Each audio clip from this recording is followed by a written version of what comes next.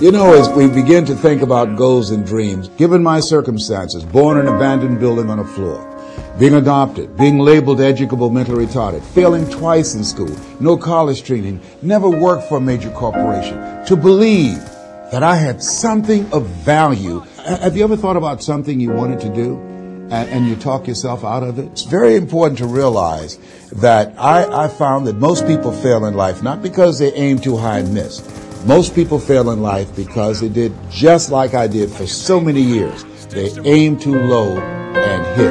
They didn't believe in themselves. So I want you right now to revisit and look at your goals and dreams, and let's raise the bar.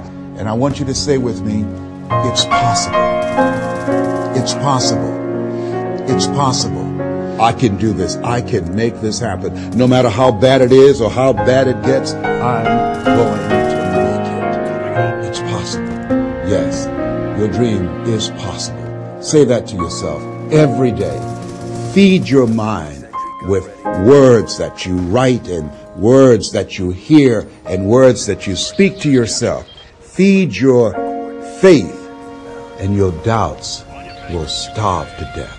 Say to yourself, it's possible. It's possible. It's possible. Even when you have no evidence to point to, say to yourself, it's possible. There's nothing as powerful as a made-up mind. It's a struggle sometimes to do that, especially when you have people around you telling you that it's not possible, that you can't do it. And they're constantly pointing out your failures of the past, constantly reminding you of all of the things that you don't have going for you. I'm reminded of the story of the two little boys that were playing on some ice during the winter. And as they got further out on this ice, one fell through the thin ice. And so the little fellow that was still on top of the ice, he was trying to save his little buddy. And he couldn't reach him. He was trying to pull him. He could see him through the thin ice as he got further away from him, struggling. And he couldn't reach him, and he was trying to break the ice, and he couldn't do it. And he looked around, and he saw a tree in the distance, and he ran. And then he got up on the tree, and he pulled and broke down an enormous-sized branch and came back and savagely began to beat that ice and broke it. And miraculously, he saved his friend.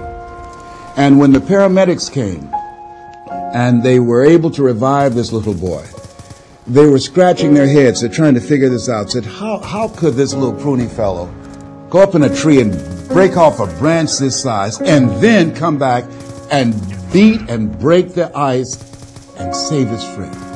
They thought it was just miraculous. It was baffling. And an old guy who was there said, I can tell you how he did it. And they said, how? How did he do it? And he said, there was no one here to tell him that he couldn't do it. Good fight, time to get paid.